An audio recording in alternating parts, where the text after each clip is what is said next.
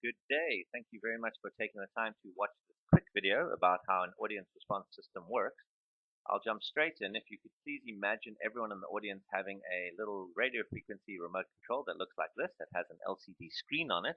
I suppose this is just for people who forget what they've answered, or in case you have multiple answers that you would like to input.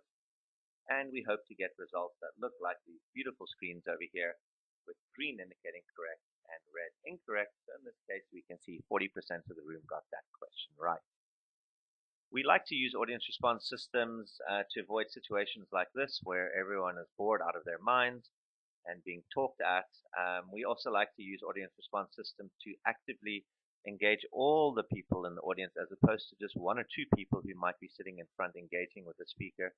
It also is a fabulous tool to get the speaker to find out what the audience thinks about their presentations, and also stops people from playing with their phones, going on their tablet, and forces them to interact every few slides with the speaker. This is a nice situation at a trade show where they wanted to get the doctors to interact and learn about their product. So they asked them questions and offered a prize at the end, and they ended up having people queuing to come to this particular stand. We like to start off with a fun question just to make sure that everyone's on the same page. So if we can go back and remember that everyone in the audience, in this case 30 people, have all got the little remotes in their hands. And the question is, how many months in the year have 28 days in them? Press A for 3, B for 1, C for 2, or D for 12. We can see that everyone's responded over here, the whole group of 30. I'll press S, or the little red button, and straight away we'll see that most of the room said B, but in fact the correct answer, indicated in green, was D, because all the months in the year have 28 days in them. Next question. You can see now I've put a timer in. We've almost got all the people voting. Please rate the presentation. We end the vote. And now you'll see that the result didn't come up. This is because I programmed it to not come up, because it's a sensitive question. So you can choose to either see the result at the end, not see the result at the end, but get a report at the end so that you can gather the information. Or the third one, you can see the results come in and the graph's growing as you vote. If I would like to or change my mind and I made a mistake, I can always just press G, or this little button over here, and then see the result. At any stage we can hide it, show it, show numbers and percentages, or just percentages, or just numbers. We can also at any stage randomly select anyone from the audience should we like to. This is just to prove that we're not being biased. And we can also see at any given stage who said what should we wish to. We don't usually use this, but sometimes it can be fun to catch someone out. So in this case, we can see that responder number 11, press C. These are just a few of the fun features. We can also see over here that we have an average or a mean, should you wish. There are so many things these systems can do these days. You just have to come with a question to us and we will make it for you. This case we have a correct or incorrect answer, which is the correct drug to use. See that everyone voted. We see the result. And now at the end of the presentation, if we can just pretend, we will ask the same question again to see the efficacy of the presentation.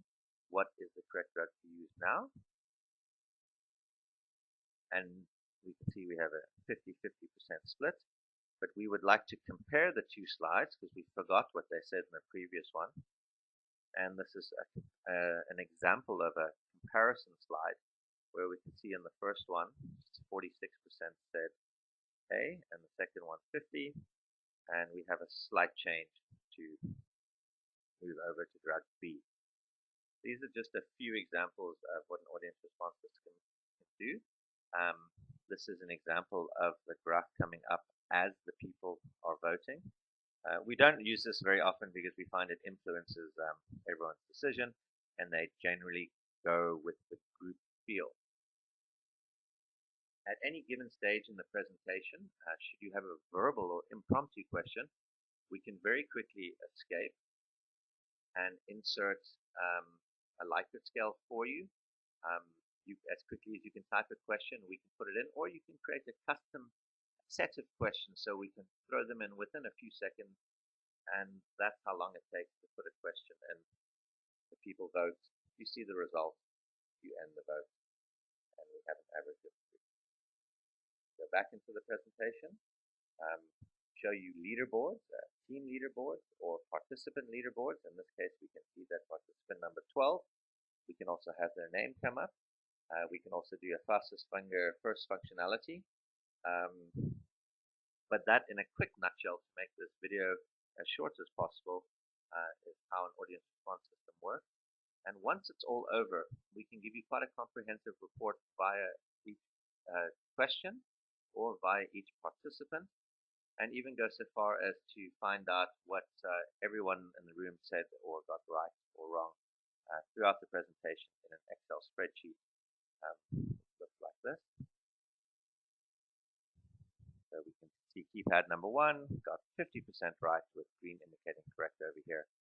And the second question over here in slide 6 was objective question because it didn't have a right or wrong answer.